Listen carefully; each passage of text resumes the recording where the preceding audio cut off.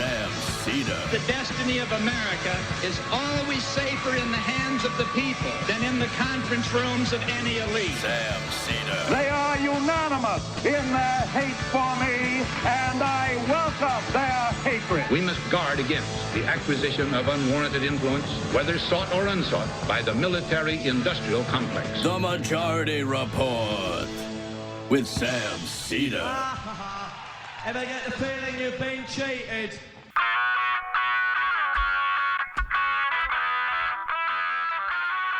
It is Wednesday, April 24th, 2019. My name is Sam Seder. This is the 5-time award-winning Majority Report.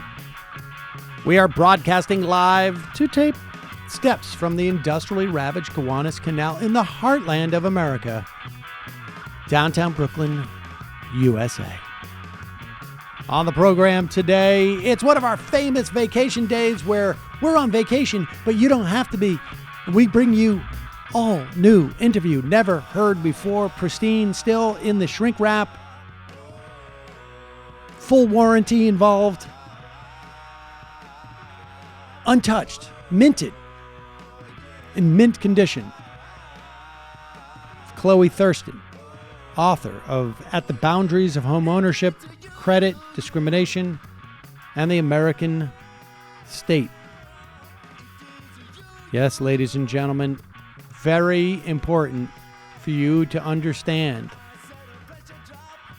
that when we talk about discrimination, we talk about racism, we're not talking about just the legacy of slavery in this country, or we're talking about, or just the allowance of discrimination by the government. We're talking about active measures taken by the government in support of white supremacy, white dominance. That's just a fact.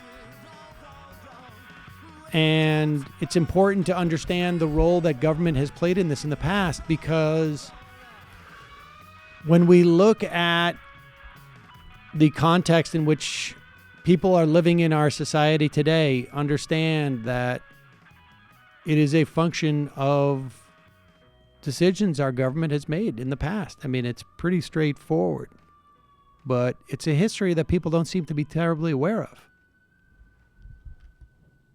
People don't understand why they have certain benefits that other people don't have.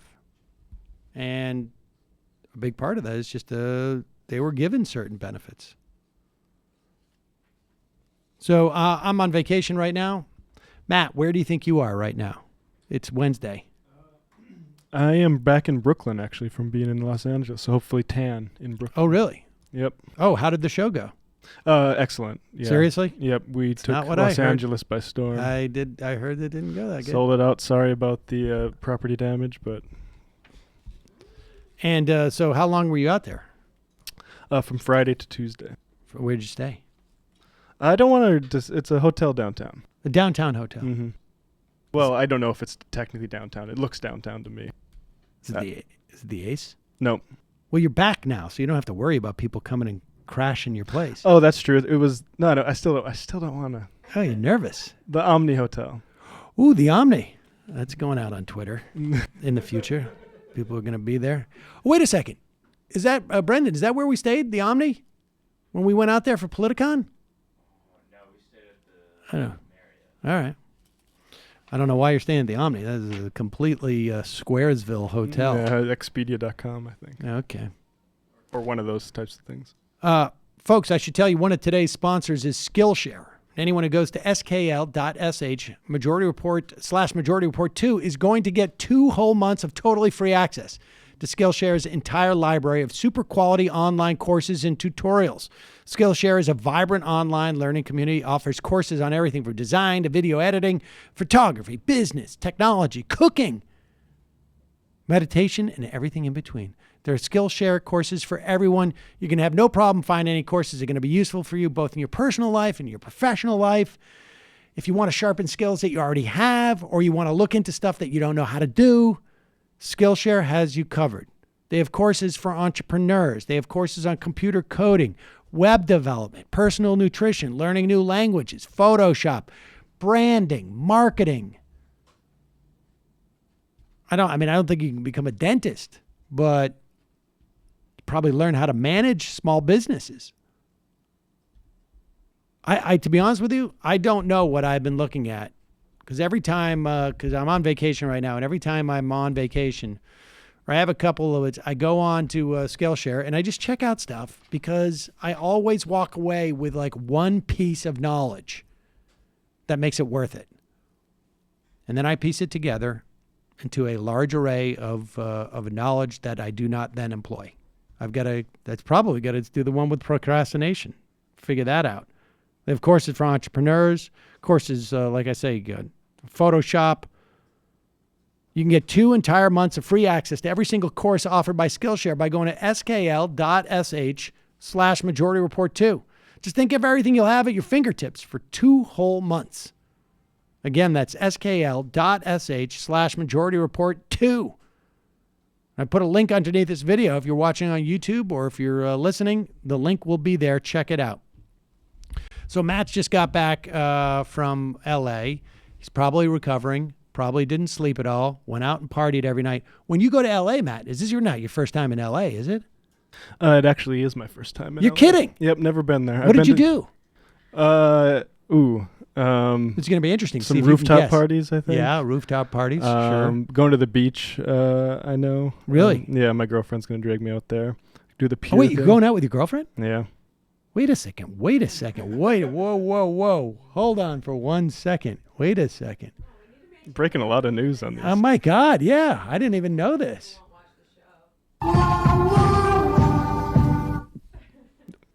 And she's from New York, right? Yeah. So you guys went out together. Right. Still fighting? Still fighting from the trip? Or are you getting no, I don't think so. Probably not fighting. All right. Yeah. So she dragged you out to the beach. You didn't have a fight about that? Because you know it's going to take you an hour and a half to get there, right? I've resigned to that. I feel like traffic is a nightmare. Yeah. I'm going to be nursing a lot of probably expensive Uber rides, but we'll see. Oh, you guys, that's right. It's all Uber now. Yeah. Well, I'm glad you had fun, or I'm sorry that it turned out such a disaster. But that's the tricky part about not knowing. Today's show is being supported by Simple Habit. Simple Habit is a mobile app that provides a massive and diverse library of 5-minute guided meditations, and the Majority Report audience can try Simple Habit totally free for an entire week when you go to simplehabit.com/majority. Look, everybody knows the benefits of meditation. The hard part is just getting into a regime of doing it. Simple Habit has over 2,000 guided meditations specifically designed for different parts of your day and for just about anything you might be dealing with. That's why they got the 2018 Google Play Award for Best Well-Being App, because they have guided meditations for mindfulness, for anxiety, for depression, when you're having trouble falling asleep, for procrastination, stuff for parents so that you can figure out how to just not blow your top at your kids, because they're driving me crazy. Not your kids, mine. They have meditations made specifically for when you're waking up or your lunch break or when you've just gotten home from work or when you're going to bed. Different people try to do different things with meditation. Simple Habit can cater to just about anyone. Doesn't matter what your goals are. Doesn't matter if you are an experienced meditator or a first-timer. The variety of guided meditations on Simple Habit is what sets it apart. Simple Habit is available on iOS, on Android, and web browser. And the Majority Report audience can try it for free by going to simplehabit.com/majority. If you're watching on YouTube, check out the link there. If you're listening, check out the link in the podcast description. All right, we're going to take a quick break. When we come back, we're going to be talking to Chloe Thurston about the boundaries of homeownership, credit, discrimination, and the American state.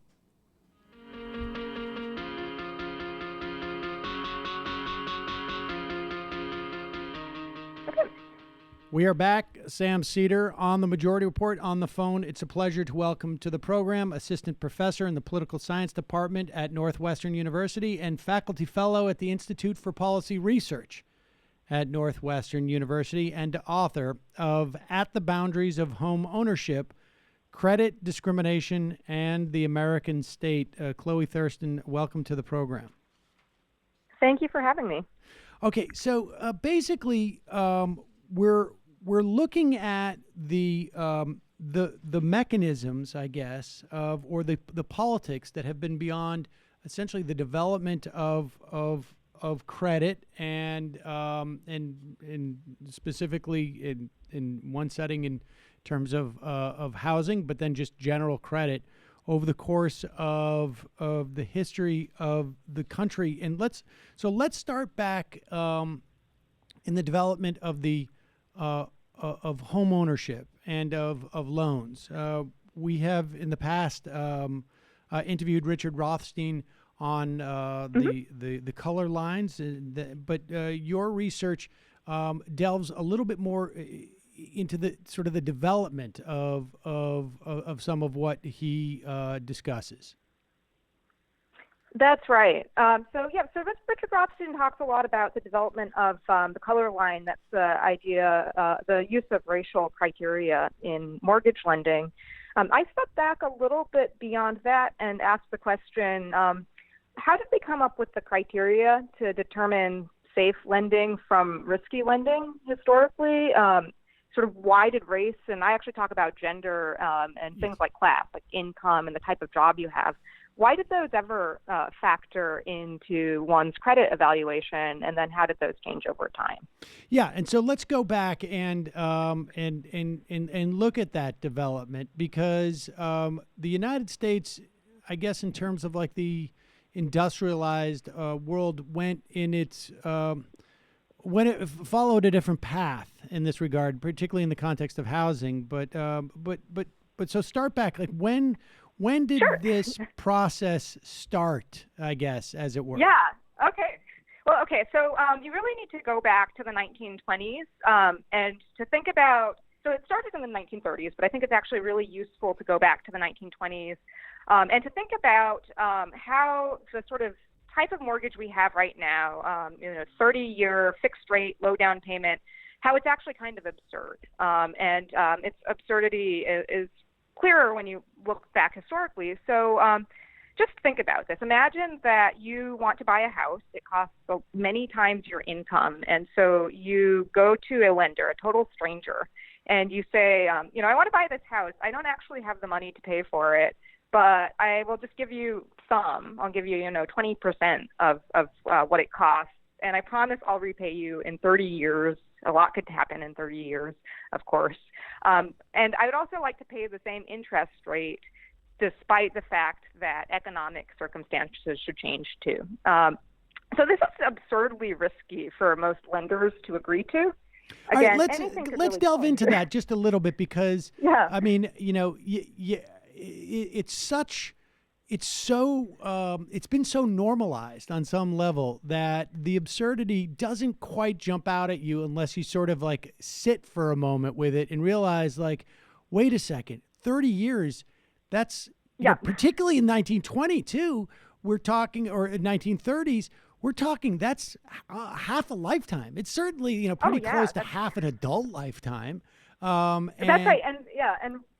And so, sorry. well, no, but you go ahead. There's a lot of different things that could go sideways. So right before that, though, the normal time that you would have to repay a loan would be like 2 to 12 years. And on average, it was 5. So to go from 5 years to 30 years almost overnight is pretty remarkable. And I think you've sort of hit the nail on the head there. And what was the impetus? I mean, I understand. What was the impetus to changing that in and when exactly did that change?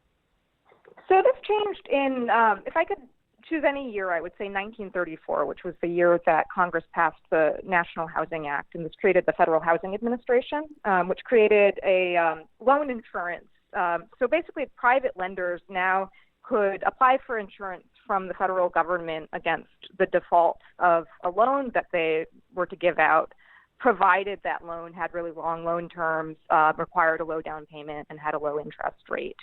And so that actually came about because of the Great Depression, because there was massive construction unemployment, and FDR and his advisors thought that one way to solve that unemployment crisis would be to make it easier for people to buy houses and to rehabilitate houses they already had. Again, we're in the midst of this massive economic crisis, and so there's just not a lot of lending that's going on. There are a lot of homes that are in need of repairs, but people unable to finance that.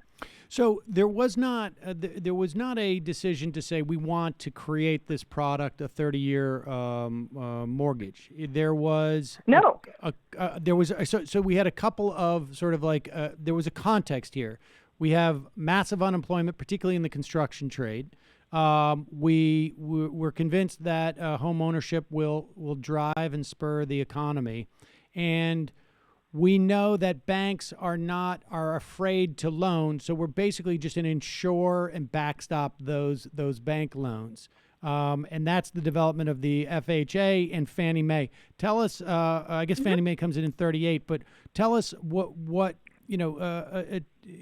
be more explicit as to like what Fannie Mae is and what was the anticipation. Was just that there's going to be a bunch of different mortgage products, or what? So the idea with the FHA first was that there would be one, and so it's now the sort of what we have, and most people actually don't apply for an FHA loan, but the type of loan we have is modeled after that. And now we have a 30-year, 20% down payment mortgage, but at the time it was closer to 20 years. It's gradually the amount of time people had to repay increased until it became 30 years, and it started off as 30% down payment. But the idea was to have this one standardized mortgage. And so the reason for that was that if the federal government was going to insure everyone's mortgages, it would be much easier to do that if they all conformed to the same criteria. Otherwise, it's really difficult for the government to make sure that the Treasury isn't on the hook, because how do they appraise whether or not the lenders are acting in a safe or risky way?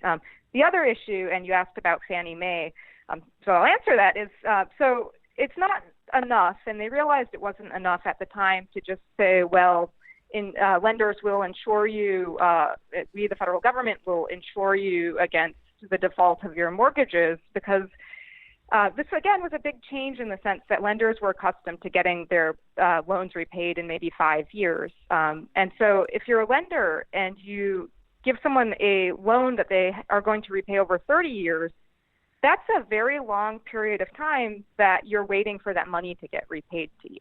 That's 30 years before it's fully paid off. And so lenders might be reluctant to do that because it ties up their money in ways that make it difficult for them to act in the future. So the idea of Fannie Mae then was to create this sort of facility that would buy off all of the outstanding loan debt that lenders lent out, and then that would free up more money so lenders could keep extending these loans to more and more people. So this is, essentially, it's a derivative, right? On some level, or is this like I guess an early derivative? I think that's a fair way of looking at it. Yeah. This is, it's a secondary market. It's an early one because it's a really, really standardized one. All of the loans look the same. If you think about the way that derivatives were described in the wake of the financial crisis, you had sort of pools of assets that had varying degrees of risk associated with them, lots of different types of loan terms. And in this case, the product itself was very standardized. But yeah, that's exactly right. Okay, and so we set this up, and then where does so this seems fairly straightforward, I guess, to a certain extent. We have relieved the banks and the lenders of the risks associated with a 30-year time horizon, and we have made it housing more attainable, I guess, for the average citizen. And let's just stop. I guess maybe here is a good time to sort of look at the other potential paths we could have followed, right, in terms of like what we see in Europe in the way that housing is supported there, or a government might have driven economic activity within, even as housing as a catalyst. So So, I think Europe's a good comparison. And a lot of the housing reformers in the early 20th century and sort of the years before the Great Depression visited different European capitals and cities and countries to try to get a sense of other paths. And so, I think the one sort of obvious path is to promote public housing or social housing. In the U.S., the public housing program was very small and it was means tested. So it was always intended for sort of the poorest of citizens who couldn't buy housing on the market. There were caps placed in the legislation at the time, also sort of cutting or there were ceilings on the cost of the housing and the types of construction and building materials that would end up being available. But some countries have public or social housing that's not means tested. So you could be middle class, you could be a professional, and you could also live in social housing. So that's one path, though, is to promote sort of public rentals. You could also promote private rentals. And I think I really think that the road not taken, though, in the U.S. was the cooperative housing model. So to have sort of limited dividend cooperatives that sort of don't have the same opportunities for profit maximization that the sort of single-family homeownership model that the U.S. ultimately pursued had. Yeah, tell us. I mean, tease that out for us, because I don't think most people have an understanding of what that would look like in reality. Well, so you can have, for example, a medium-sized set of condos where everyone who lives in the condos owns the condos and some sort of common stake in the common areas, but where that was not financed sort of through sort of like market speculation in the same way that sort of developers build single-family houses, in a single development with the idea that they'll be able to sell all of those and maximize profits. Right. Okay. So so there's restrictions on its on its transfer, and I mean it's probably not exactly too different than co-ops that exist today in New York, except for That's right. Yeah. there's more limitations on the liquidity of it. In fact, there are forms of housing in New York City that exist that are for purchase, but you cannot. They're capped in terms of what you can sell them in terms of return, like That's right. like a 7% maybe increase in value or something like that. So they're not investments as much as they are relatively inexpensive places to live. That's right. And New York was sort of the model of was sort of like the center of this cooperative model that just never took off. It was something that organized labor was actually in favor of in the 1940s, but again, it just didn't take off in sort of policy, in the history of public policy. All right, and just so that people know, when we talk about socialized housing, that is universal in the sense that it's not means tested. What does that mean? The government owns buildings and rents them out at some type of I don't know, maybe it doesn't make sense to say market rate, but it's some rate that is more affordable to people. Is that basically it? That's pretty much what it means. That's basically it. And, in the U.S., by government, it doesn't necessarily mean the federal government. In practice, it means local housing authorities. But yeah, it's the government. A government owns the housing and rents it out at a rate that is considered affordable, which usually means below market rate. Okay, so we set up that we head down this path, and then what happens that the ideas of race, in particular in the context of housing, enters in, and this system becomes a mechanism in which to discriminate? Well, so as I mentioned before, the adoption of a long-term fixed-rate mortgage is very different than what lenders were traditionally used to. And so this is absurdly risky for them to get involved in. And now the federal government's involved too, because it's saying, well, we're going to ensure those loans against default. And so it puts the government in this position of suddenly having to figure out what types of loans would be would be safe enough to insure, and which ones would be too risky, that they shouldn't, they should try to avoid these at all costs, because it's going to put the Treasury and ultimately the taxpayers on the hook if something goes wrong. And so they set out to develop a set of standardized underwriting criteria. And so several of the criteria that emerge end up being related to race. So, for example, the Federal Housing Administration's underwriting manual had very explicit instructions that the underwriter make sure that the house was protected from, quote, inharmonious racial elements. And so that meant that things were sort of in place to make sure that the neighborhood was not diverse, and that it would not be at any risk of becoming diverse in the future, on the belief that this would affect the value of the house in the future. And then if the value of the house were to go down because the neighborhood were to change composition, that the government would be exposed to that risk. And so it was basically this was not an unintended consequence, right? This was, we have a racist society, and if we're going to subsidize essentially the construction of homes, albeit as a backstop on loans, we don't want to increase risk, and so we need to, I guess, reinforce that racism as a way of making sure we don't lose money. Yeah, that's exactly right. And they don't really see it as racist, as we do at the time. They see it as, well, this is just what the housing market requires. It's the sort of explanation is that, well, we've studied neighborhoods that have more diversity or more racial minorities tend to have lower housing values. There was this correlation. And so therefore, in order to protect sort of all real estate going forward, we need to sort of embed that understanding into the way that we evaluate mortgage applications. How much consciousness was there about, obviously, we look back on it, it sounds horribly racist to us.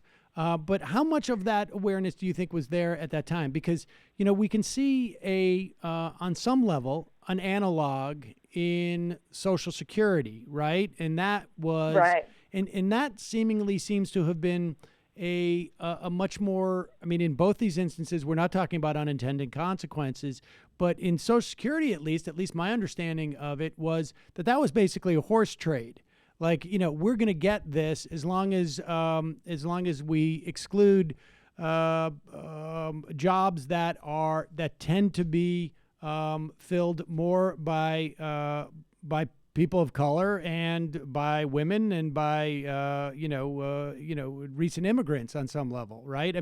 That was almost an explicit horse trade at that time. Was that an element in this instance, or was it just simply like, this is the way we mitigate risk? We just don't, white people don't want to buy houses in black neighborhoods. Hello?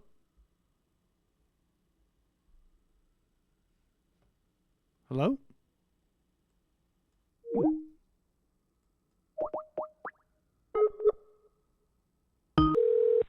Hello. Hi. Sorry, I don't know. Somehow I lost sorry. it. I don't know what happened. Did you? So I have no idea what just happened. I think that call just dropped. Oh, okay, that's okay. What was the last thing you heard me say? Oh, so you were asking about Social Security and sort of the comparison. Right. And that's a great question. And because the outcome is the same, right? You have a policy with Social Security that excludes domestic workers and agricultural workers, essentially African Americans and women. And in housing, you have a program that excludes African Americans from homeownership. Actually, a very different history, though. So this wasn't something that was traded during hearings. There's no mention of race or anything that would even be sort of considered racially coded at the time during hearings during congressional discussions of housing. This is all stuff that comes in rather dispassionately when bureaucrats set out to write all of the rules to administer the program. And it's just kind of, a foregone conclusion that, of course, neighborhoods are going to need to be sort of racially homogenous in order for houses to be considered safe. That said, I think that should be contrasted with the very explosive issues that housing and any sort of effort at desegregating neighborhoods faced at that time too. We're still talking about periods where would-be Black homeowners are intimidated, including violently, from moving into neighborhoods that are all white. So there's a total dispassionate racial discrimination ends up in housing in a very sort of closed way. It's dispassionate, but discrimination at the time and still in many ways today, depending on how you think about how the issue is covered now, can be very explosive when you're actually talking about how homeowners react to neighborhood diversity. Right, and I know on some level, when we talk about today, we're getting into the topic, I think, of your next book. But and I want to sort of stay here with this, and the implications, of course, of this dynamic that started there have massive implications that are exponential in terms of what it means for the growth of wealth amongst people of color, right? Because this is the way that this is the biggest driver of the accumulation of wealth across, across income spectrums, is value in home ownership. That's right. Particularly, it's across income spectrums, but particularly for the middle class. It's family's largest asset is their house, and this is a way to pass down wealth through generations. And I think that's one of the areas where you see the racial wealth gap compound. Is that if your grandparents were able to own a house, then they can pass down that housing wealth to their kids, and then they can pass that down to their kids. It makes it easier if you have wealth to draw on to purchase a house in a quote unquote more desirable neighborhood where you might be able to build equity faster. And so you see this today. And for example, the Boston Fed did a study of racial wealth gaps in U.S. cities a couple of years ago and found that the average African-American family in Boston had $8 in net worth, while the average white family had $250,000. And so I think that's a pretty stark example of sort of the difference in wealth that can happen when that can occur when one group of people is excluded from access to homeownership for generations. And so when does this dynamic change, or does this dynamic change? Yeah, good question. Yeah, so, I start to see, there's almost two questions in a way. So the practice of using race to determine whether or not houses are the race of a neighborhood or the buyer, whether or not to insure these houses, starts to get challenged almost as soon as the FHA is operational. The NAACP detects this just a few years after the FHA is in operation and starts to chip away at it. They point out, one, that there's actually not any evidence to say that neighborhood diversity causes houses to decline in value. This is all correlation, and there's a lot of reasons for why that correlation could exist that are social, they're not economic. And so they get the FHA to remove that criteria. They also prevail in sort of a broader issue, which is restrictive covenants. I know you said you had Richard Rothstein on your program, and he talks a lot about those in his book, but basically language in your mortgage deed that said that you agreed and future buyers agreed not to sell the house to members of undesired races in perpetuity. And so the NAACP launched a legal campaign that was ruled unconstitutional with Shelley versus Kramer in the late 1940s. There are all of these different things that happen to remove race as an explicit criteria that federal lenders and also private lenders can use. Culminates in the Fair Housing Act in 1968. The problem, though, is that we are still living with the legacy of these earlier policies. And we still find a lot of evidence, too, that even though it's illegal to discriminate on the basis of race, race still factors in often into sort of the terms of people's loans even today. And we saw certainly in the wake of the financial crisis that African Americans were put into subprime loan conditions when in fact they qualified for perfectly typical, I should say, loans. The folks were driven into these loans that had much more onerous conditions. All right, well, so let's just jump over to the other story that you tell about women's. Or I guess how mortgage laws and credit were applied to gender differences. I mean, I am old enough to have been alive at a time where my mom couldn't even own a credit card, I think, in her own name, which is just completely bat crap crazy as far as I'm concerned. But that was the case as late as the early 70s. Yeah, that's right. So, in a way, this is kind of similar. It's part of the same story that I was telling before where, the federal government gets involved in making it easier for people to become homeowners, but then they have to figure out what would make one safe and what would make one risky. And so gender ends up inscribed into these rules. And the main belief is that, so if you're lending to someone for 30 years, you better make sure they can repay it over 30 years.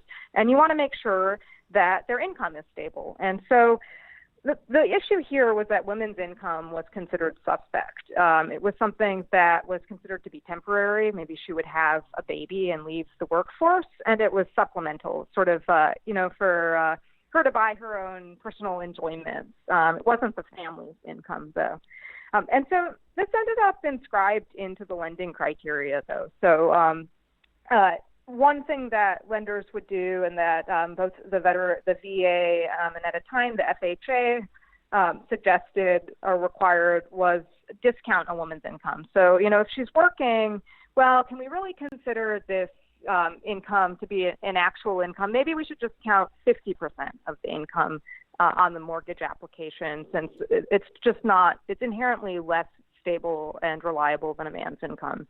Another thing that lenders would do is, so say that a woman said, well, no, my income does need to be counted. I plan on working, the whole time that this mortgage is in effect. Well, the lender could say, okay, well, in that case, we're going to need a letter from your gynecologist saying that you're on the birth control pill. And that was considered, this was considered good business practice. It wasn't discrimination, or if it was discrimination, it was in the sense that, all lenders have to discriminate in the sense that they can't make bad bets, right? That will eventually put them out of business. And so this was considered good discrimination. They did this openly. This was a completely legal and good business practice up until the mid-'70s when it was outlawed. Okay, in this instance, there was no government sort of backing of this situation. This was just simply private lending institutions being able to use criteria that was really, I mean, in some respects, more superstition than anything else, but also horribly discriminatory. Yeah, so yes and no in terms of government backing. So by this point, the Federal Housing Administration had sort of, it in the past, it had criteria about sort of how to treat a wife's income or sort of what you could and couldn't do with it. And so by the 70s, they'd sort of stepped away from this. They didn't really mention very much. They said actually that it's either an all or nothing thing. So lenders shouldn't discount a wife's income, but he could decide to choose to count none of it or all of it. The VA, the Veterans Administration, which ran the GI Bill's housing programs, was a lot more strict about a working wife's income, and so actually did have sort of requirements about how to count it and sort of directives about not counting a wife's income. One of the other issues was that Fannie Mae was at the time developing new criteria for its loans, for the loans that it was willing to back on the secondary market. And there they were starting to come up with criteria that, while they didn't mention gender explicitly, would definitely or would most likely have affected women disproportionately. So income that was received from part-time work would be counted differently from income that was received from full-time work. Alimony wouldn't count as income, even if it's something that was guaranteed. There's a question of sort of whether like a Social Security type payment might count or might not count. So there was there was some government involvement in these terms, but I would say most of it really was happening in the private sector at this point, and the lack of any sort of explicit instruction not to discriminate on the basis of sex was what allowed that to persist, along with, like you mentioned, the sort of superstition surrounding women's income. It wasn't actually the case that they were less likely to repay at this time. And to the extent that activists in National Organization for Women were able to push back on this sort of in a similar fashion as activists were working behind the scenes, to roll back some of these FHA problems. Was that more successful in terms of its durability? Like, for instance, are women, broadly speaking, are they less subject to these discriminatory practices in terms of credit today and than, let's say, people of color generally? Or is that too tough to disaggregate because the legacy of the prior discrimination impacts current discrimination more? That's a great question. One I haven't been asked in quite those terms before.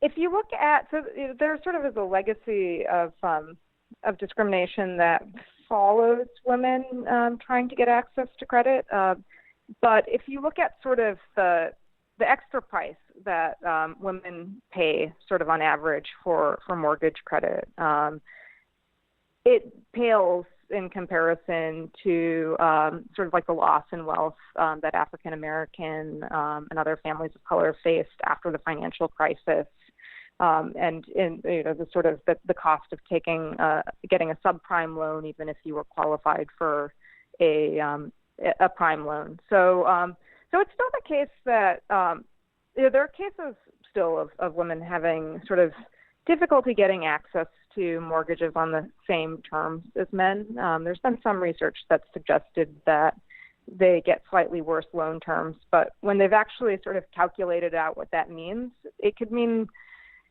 $80 to $800 over the course of a loan, which, I mean, that's not no money, obviously, but that's a much smaller amount of sort of possible wealth that's foregone than many families of color have faced over the same time. So there's a legacy, but I think that the policy movement was much more successful with women. I think we don't even really talk about the time when women couldn't have credit cards, right, as you mentioned before. Whereas this sort of the history of redlining and discrimination is something we're talking more and more about. And I think, it's not just because the policies themselves didn't work as well as activists had hoped, but that there's just this longer legacy that's been much more insurmountable than the gender gap ended up being. All right. So lastly, let me ask you this. Is this a story of government coming into a market and creating discrimination, or was it is the scandal here to the extent that to for a lack of a better term, and maybe I just don't have the academic terms for this, but is the story more about that these type of discriminatory actions, they existed in the private market, and then they were edified in the by government, and that was a reflection of what was happening in the private market. Or is the story that government came in and basically this discrimination existed, but government came in and sort of allowed for greater inequality because it allowed access to some segments of the population and not others? Can I say all of the above? Sure. So the government, it's hard to say the government created discrimination, for the reasons that you point out. This was something that was prevalent in the private sector before. But one of the things that I argue in the book is that there's something different about putting the government's imprimatur on this, right? So now this is a practice that was reasonably widespread, but not codified in the way that the government policy made it. So that, I argue, it gave it a sort of staying power beyond what might have happened if the government hadn't gotten involved in quite that way. So you could think of a few things. One is that, so there was a lot of racial discrimination in housing markets, but there were also lots of people who were happy to live in diverse neighborhoods and actually wanted to. And so it was very difficult for those people to get any sort of credit for building housing developments that were, the term they used then was mixed race. And so, in that sense, the government made it impossible for people who actually, envisioned living in diverse neighborhoods to do that.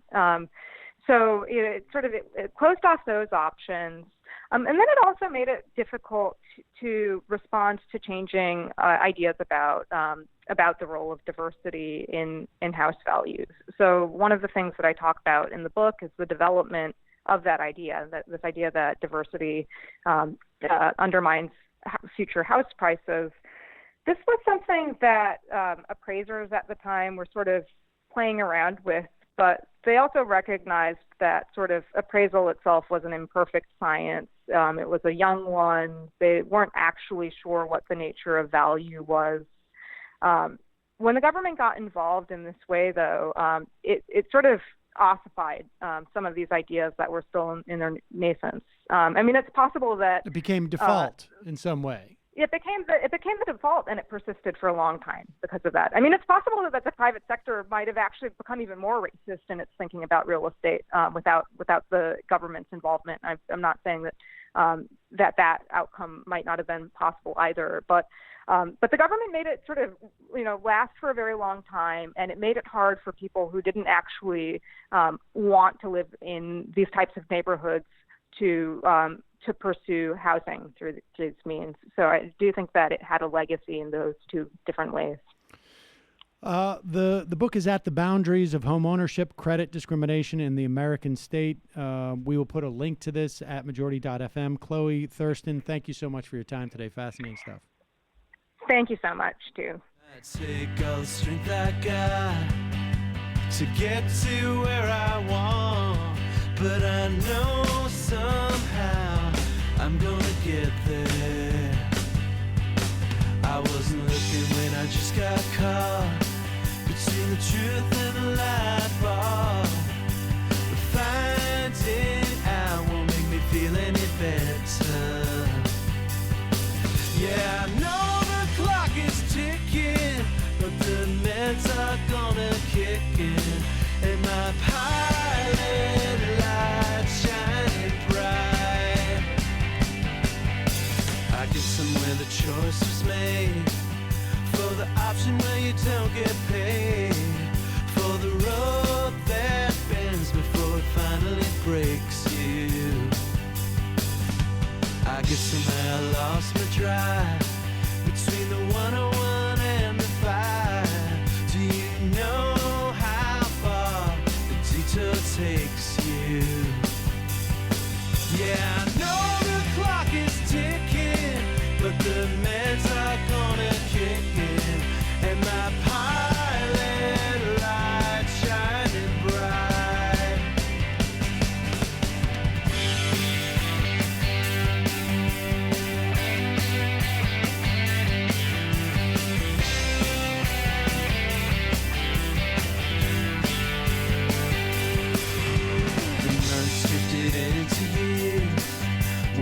shifted in and out of gear, waiting for my moment to happen. I don't know how much longer I can stay in, or how much more I got to pay to play in. I know somehow the lines got gray.